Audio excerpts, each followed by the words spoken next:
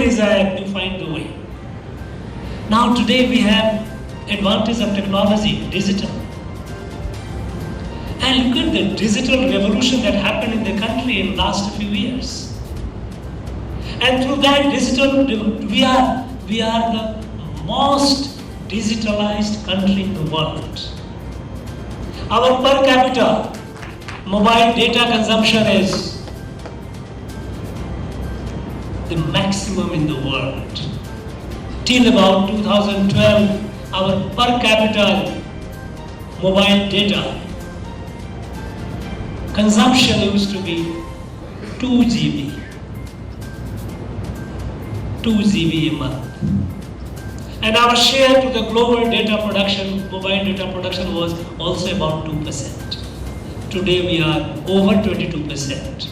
And our individual average Indian data consumption per month is over 20 gigabyte, 20 GB.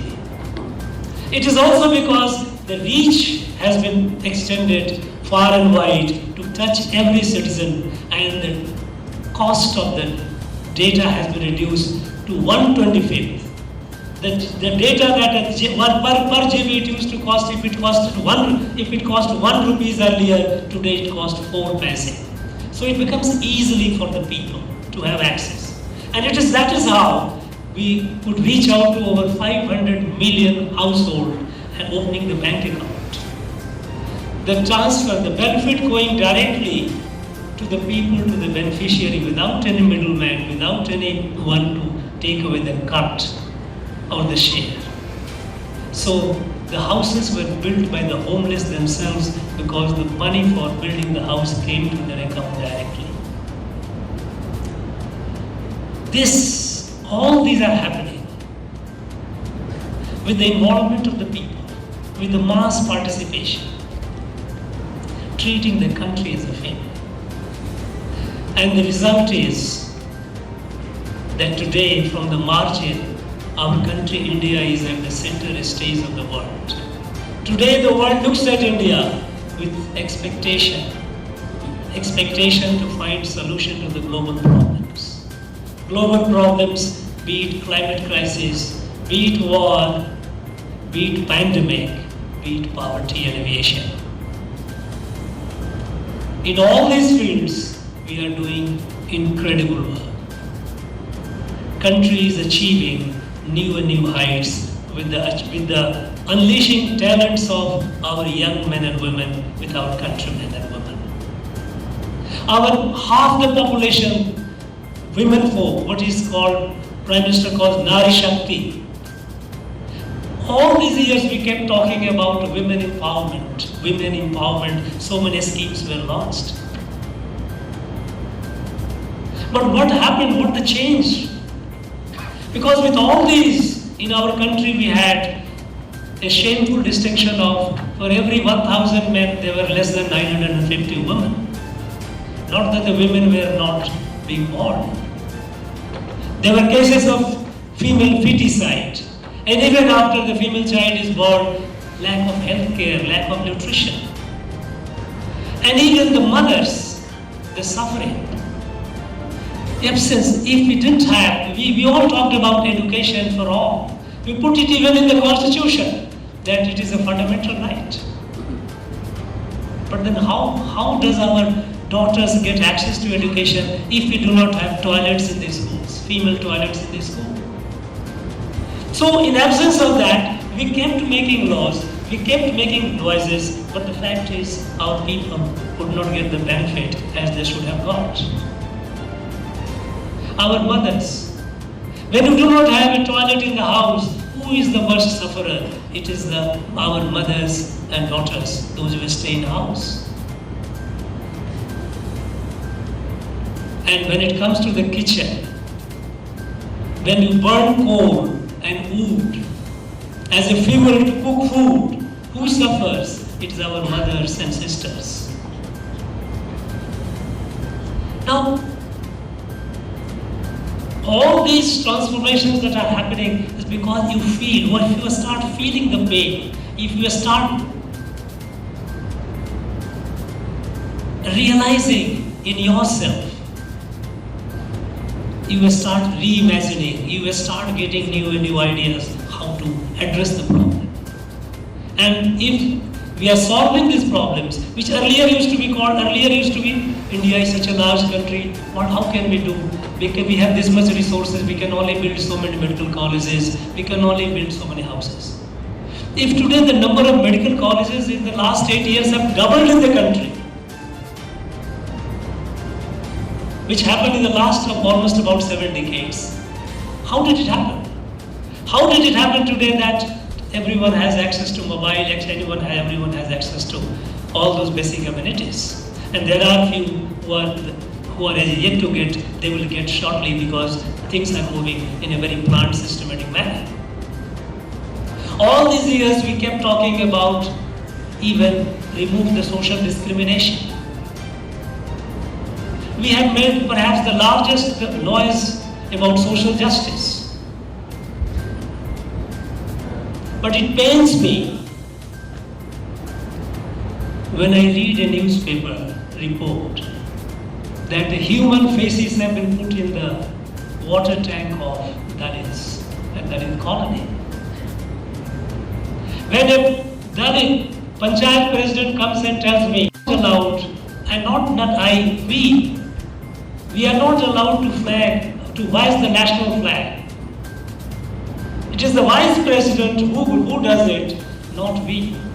When the meetings of panchayats are held, it is the vice president who sits in the chair and Dalit president sits in the corner. What kind of social programs that we have to remove the social discrimination? Very often on we hear the newspaper reports, we get that people have been abused because of their social status. And when it comes to crime against deprived and the downtrodden, the story is abysmal. I was going through the data of the crime against the downtrodden, against the Dalits, and the response of the criminal justice system. And I was shocked that in offenses of rape against Dalit women, only 7% rapists get convicted, 93% people walk away.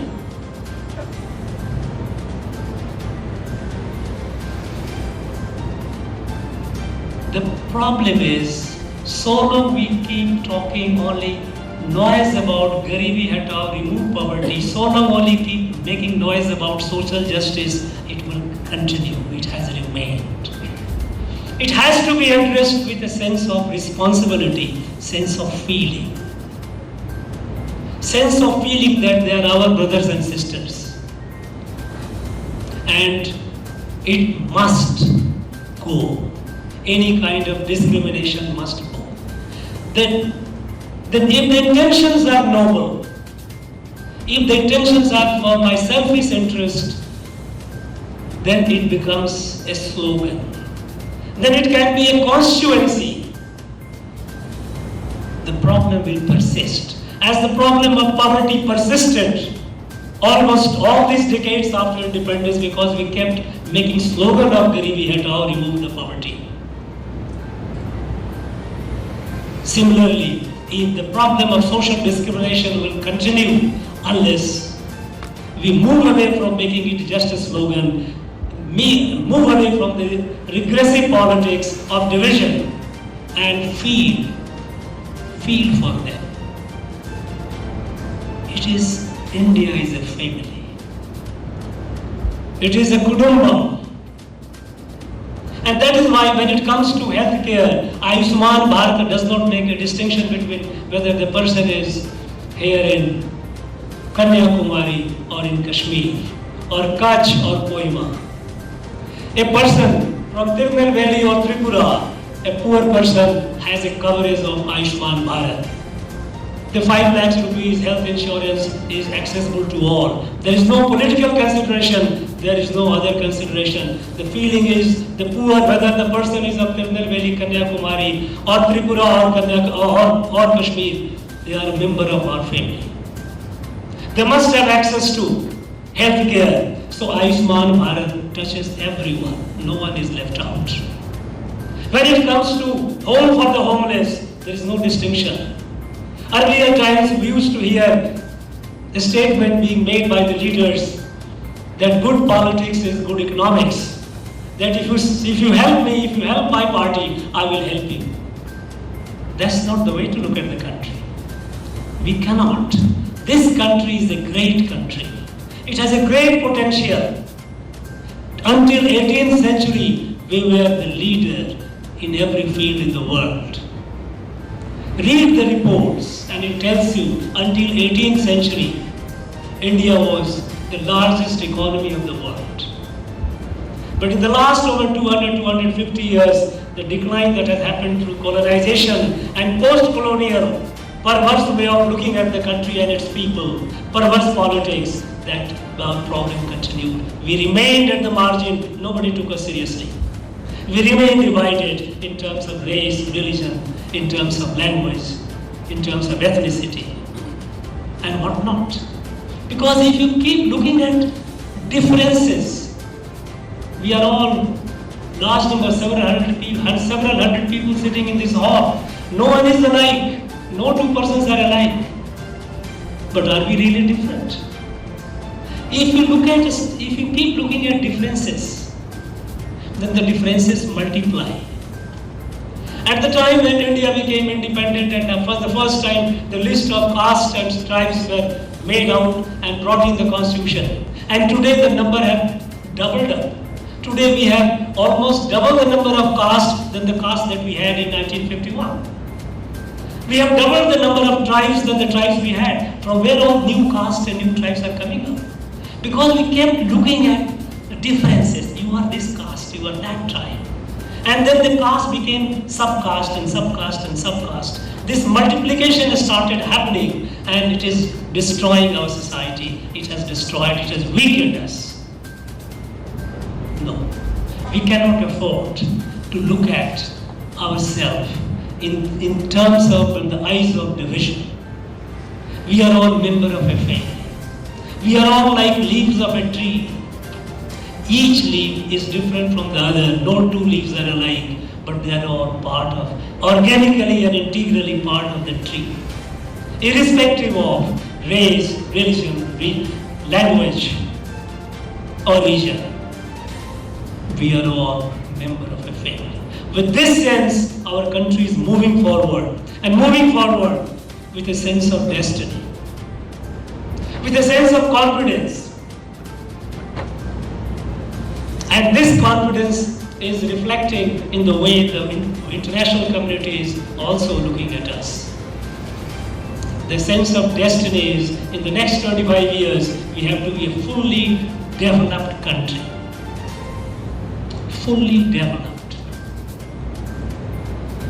Now this goal, this destiny which has to be achieved is possible only with the participation of our people. And it is happening. Our young men and women are doing incredible things. If until 2014 we had less than 500 startups and today we have over 100,000, it is because over 100,000 young men and women have chosen to do something new.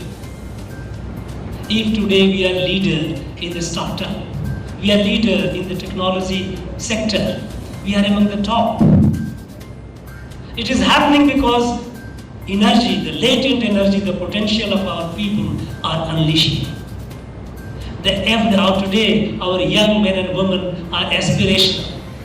And they have access through the digital devices. They have access to information. They have access to what is happening elsewhere. They can no longer be fooled today by the slogans.